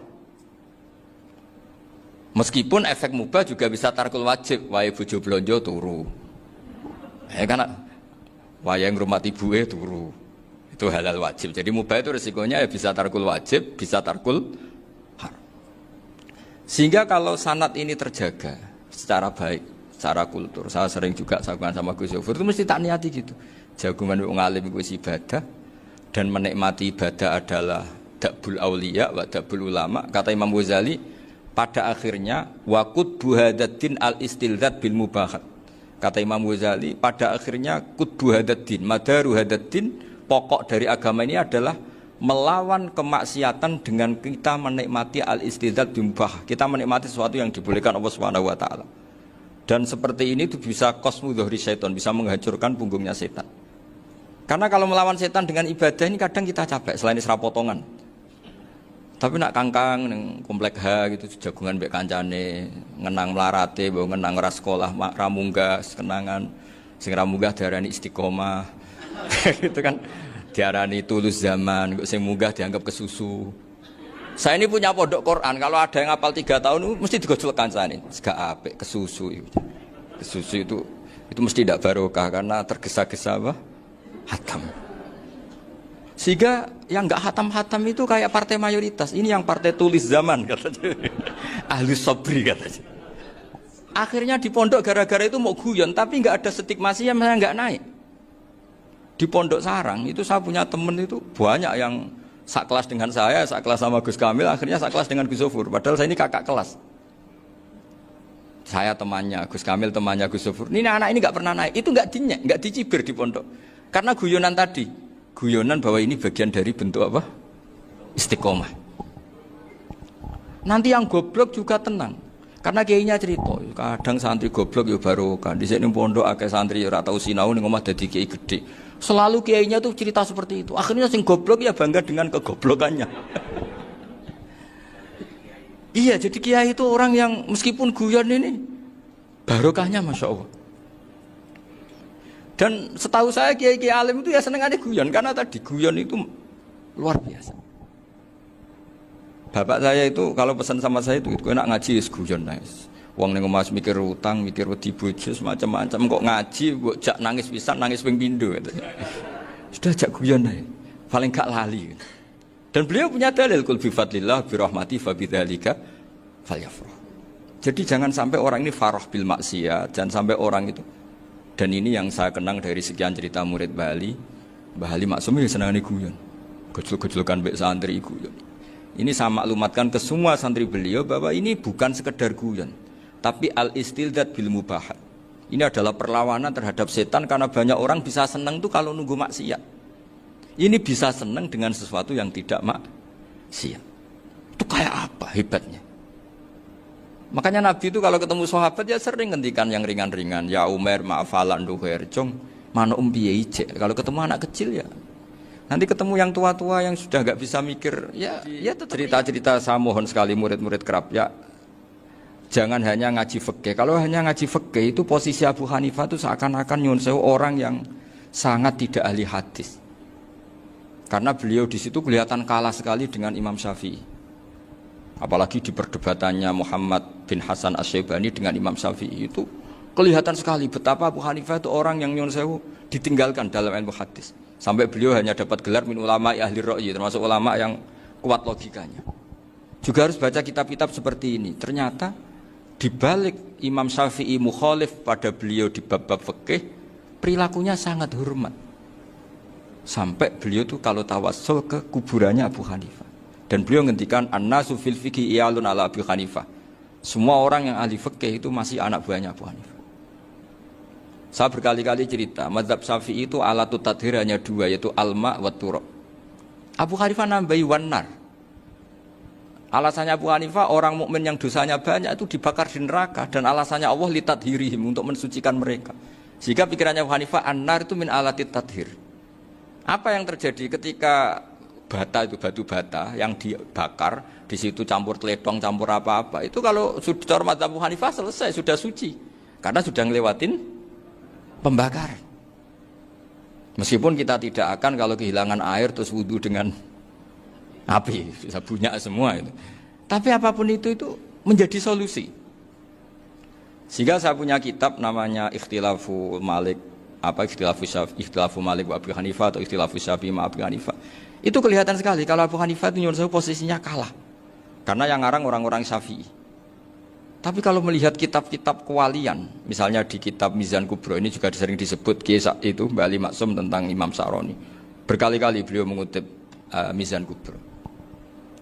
Itu Abu Hanifah adalah orang yang sangat mukasyafah. Artinya ketika Nabi cerita air wudhu itu menjatuhkan dosa, tidak ada air wudhu yang jatuh ke kamu kecuali saat itu juga dosa kamu jatuh. Itu beliau datang ke Madharota Kufah. Kemudian beliau bilang sama si orang tua tadi, tub anizina. Orangnya terus bilang atubu minazina. Ada lagi pemuda datang dibilangin tub an ukuki walideka. Terus bilang tub tu an ukuki walidayya. Sampai yang terakhir ada tub an simai alatilahwi atau an samai alatilahwi. Terus tub tu an samai. Ketika orang itu ditanya, kenapa engkau begitu tahu dosanya apa? Saya tahu air wudhu ini menjatuhkan apa. Jadi kira-kira kalau zina mungkin ya batang babi lah. Kalau hanya sekedar melihat bak-bak mungkin ya curut atau tikus lah kira-kira gitu. Nak dulu sediluk ya mungkin ya tikus cilik gitu. Nak dulu suwi ya tikus werok itu atau apalah. Pokoknya beliau itu tahu. Tapi anehnya Abu Hanifah apa? Setelah itu dia nangis minta muka safahnya ditutup.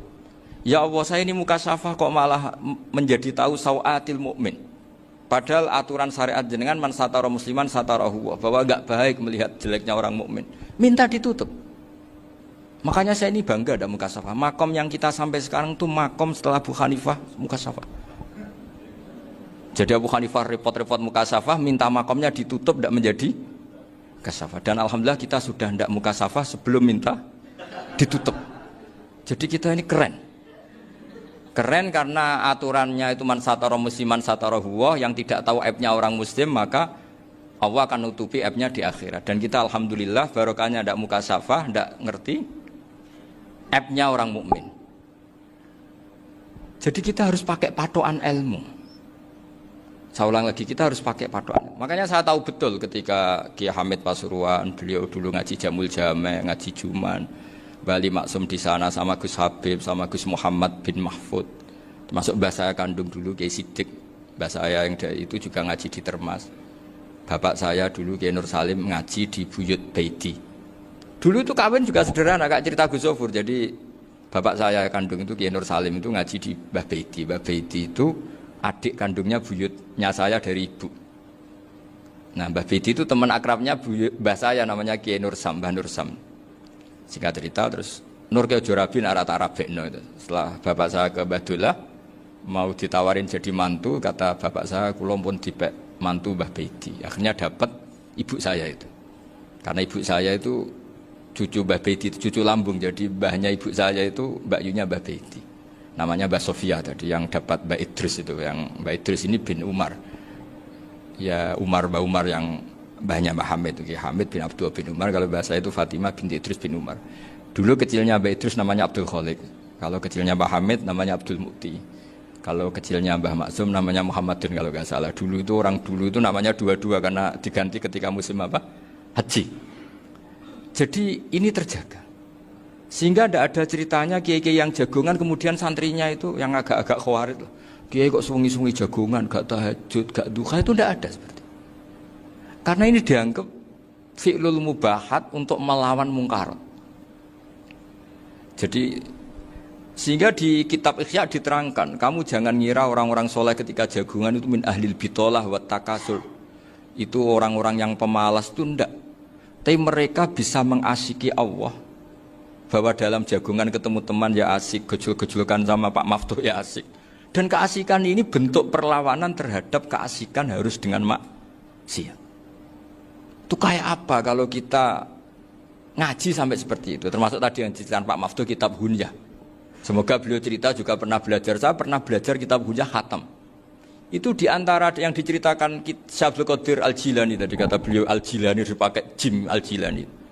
Ini agak beda dengan kita. Mbah Zubair itu punya kitab namanya Al-Qalaid Al-Luluyah. Beliau menfatwakan nama-nama ajam itu kamu bebas. Ajamiyun fasna bihi masyita. Sehingga kita kalau punya kiai harus mau qolal ustukhri. Sehingga mau qolal istukhri. Tirmidzi juga nasibnya sama. Qolat rawahut Tirmidziyu. Sing sitok rawahut Turmudziyu. Yang satu rawahut Tarmidziyu. Ya karena kita keluarganya Tarmidzi apa enggak gitu. Makanya kata Mbah Mun sama masih ingat. Kata cerita Gus Zofur tadi, adabnya Gus Zofur itu cerita tentang keluarga ibunya. Padahal keluarga ibunya juga orang-orang soleh yang luar biasa. Itu kata Mbah Mun, kowe roh jenenge Imam Bukhari tahu ya. Jenenge sapa? Saya nyebut Muhammad bin Ismail bin Ibrahim bin Mughirah bin Bardasbah. Lah iya Bardasbah mbok waca Bardisbah yo. Lah cara kene mbok Parmin mbok Parlan. Jadi Bardisbah mbok Bardasbah iku cara kene yo Parmin Bapak. Iku rak Mbah Fadl Senori dadi kabeh diwaca Arab. Jenenge Mbah Umar Harun. Dhisik yo wong sarang Mbah Harun mbok kira yo ora roh, dhisik yo wong kuno. Jadi kalau versi Mbah Fadl, termasuk yang pertama bikin nasab Mbah Maksum itu tulisannya Mbah Fadl yang dikutip Habib Haidar tadi. Ya saya seperti Gus Zofur juga mencari-cari hubungan ulama-ulama di Jawa. Itu Mbah Mun itu kalau bicara Mbahku ono sing jenenge Kiai Serut. Kalau ditulisannya Mbah Fadl itu Syaraf. Jadi Mbah Fadl itu fanatik orang-orang alim itu ditulis Arab, kalau Mbah Mun itu Jawa. Dulu tuh ada wali seto di daerah saya. Dulu orang ya janggal, ternyata ada sato itu, kesamaan di Arabnya itu sato. Sehingga kiai-kiai itu ada fanatik Tirmidzi, Turmudi, Tarmidi, Jilani, Jailani karena ajamiyun fasna bihi masyita. Jadi kalau nama-nama ajam semongko lah baca sekenanya sementing. Cuma mungkin tahqiqnya benar Pak Maftuh tadi, memang di Mu'jamul Buldan itu Al-Jilani Bikasri Jim ya sudah kita baca Al-Jilani. Sebab itu kayak Pondok Pelosok Lirboyo itu menurut saya bagus. Orang itu maknani betul sama gurunya. Kalau sarang enggak. Kalau pondok Lirboyo, pondok yang tadi ternyata keluarga Mbah Munawir sini pernah bisanan, yaitu Mbah Zaini pernah nikah sama Nyai Komariah ya kalau nggak salah, punya putra Gus Habib ya, Pak Toha dan sebagainya. Itu betapa hubungan pondok Quran sama pondok kitab dulu itu nggak pernah terputus. Bapak saya selapal Quran itu dulu ngaji Mbah Zubair. Jadi bapak saya sering ngutip mu'en apa, padahal bapak saya itu terkenal tuh, beliau cita-citanya itu saya ingin hafal Quran kayak hafal Fatihah. Beliau itu sampai sepulahnya sekali. Karena beliau inginnya hafal Quran kayak hafal Fatihah. Termasuk murid terbaiknya Mbah Dullah bapak saya. Itu ya ngaji kitab. Sehingga kata Mbah Mun, jadi Mbah Munawir de mantu Bali Maksum, itu ya sudah dipenggali. Sudah dipenggali dituruti pangeran. Lahirlah seorang Bali Maksum yang membawa. Jadi dulu itu ya Gus Muhammad yang ngaji di Termas, nanti Mbak Arwani sebelum ngaji di sini ngaji di Tebu Ireng. Sehingga Mbak Arwani bisa ngarang kitab. Beliau ngarang kitab tentang Sab'ah. Faidul Barokat namanya. Ya nulisnya ya fasih ya. Saya punya tulisan tangannya Mbak Arwani itu banyak. Saya juga punya tulisan tangannya Mbak Hasyim Asy'ari ketika nyurati buyut saya yang di Damaran itu pakai bahasa Arab. Jadi dulu itu Mbah Ali Maksum juga sama. Surat-suratannya dulu sama tokoh-tokoh Muhammadiyah ya bahasa Arab.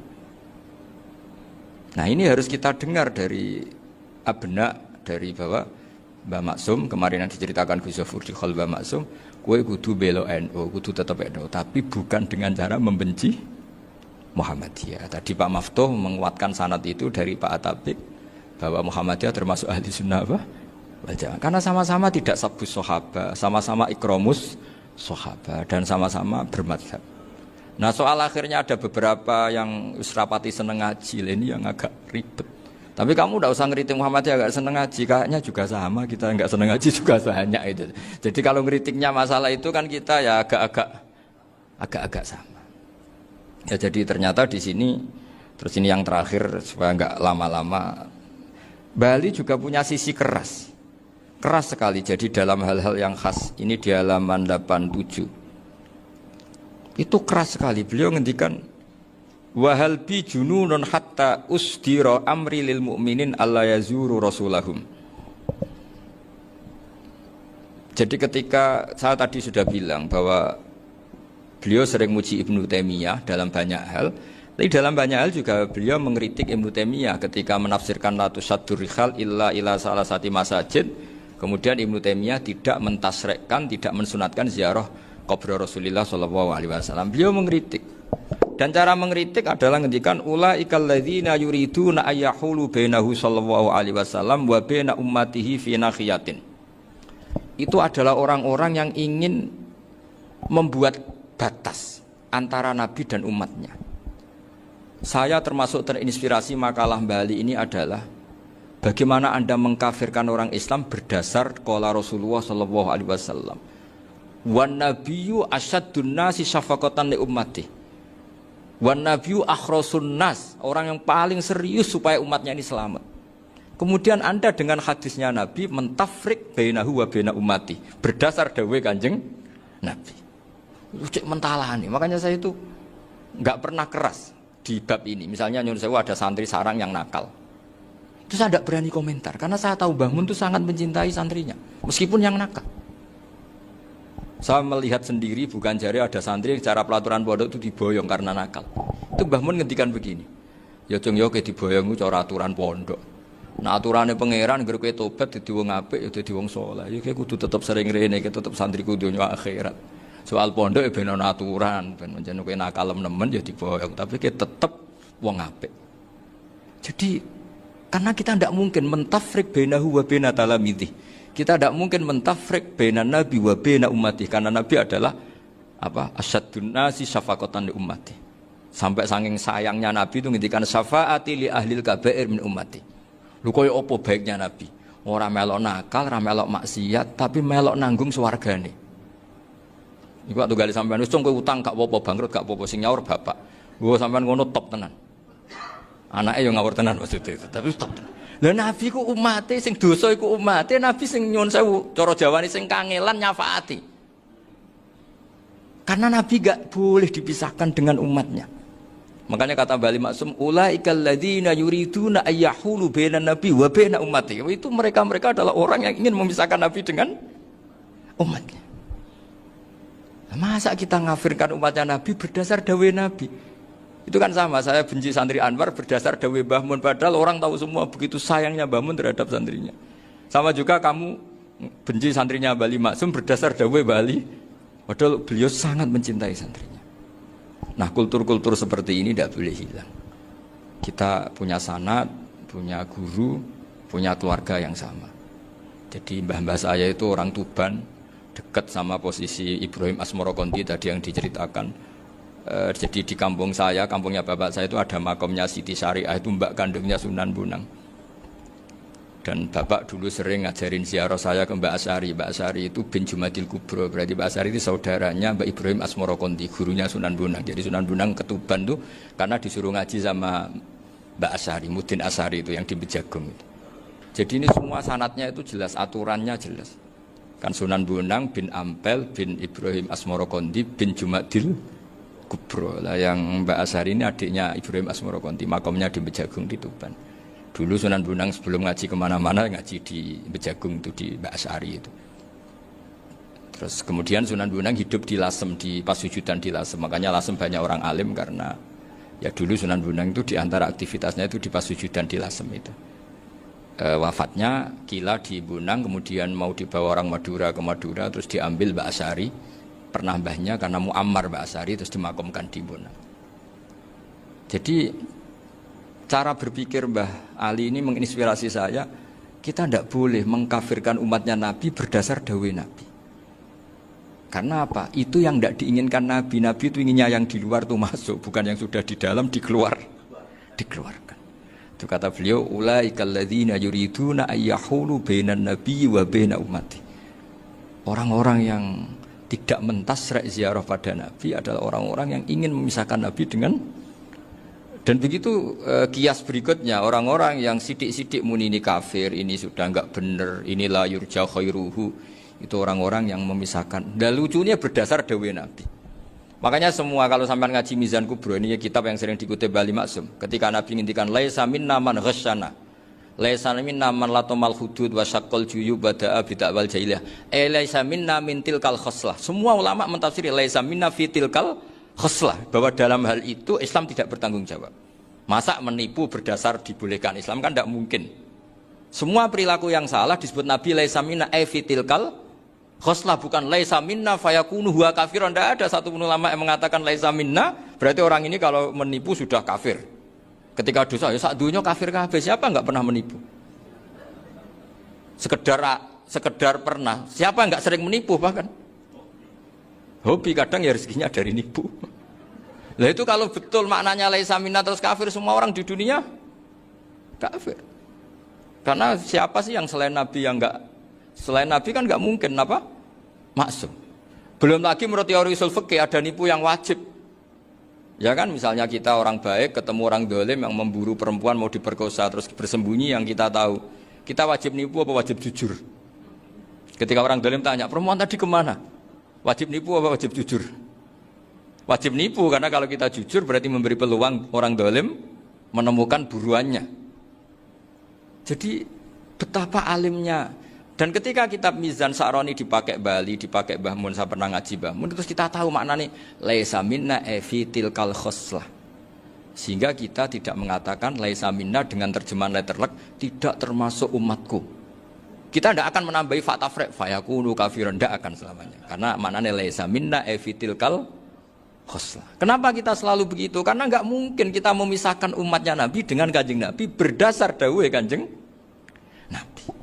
Karena Nabi adalah berstatus bil mu'minina raufur rahim.